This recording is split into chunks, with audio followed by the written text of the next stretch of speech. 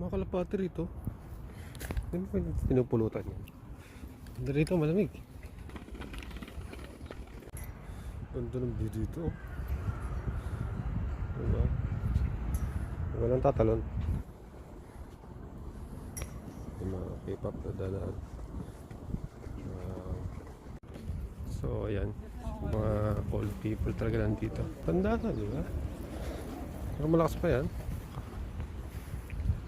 Kala nyo lang matanda. So dire-diretso lang. Ang tamis na.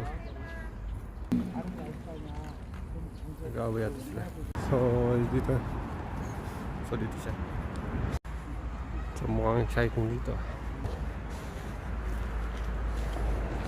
So Hanoi 1,000 kilometers.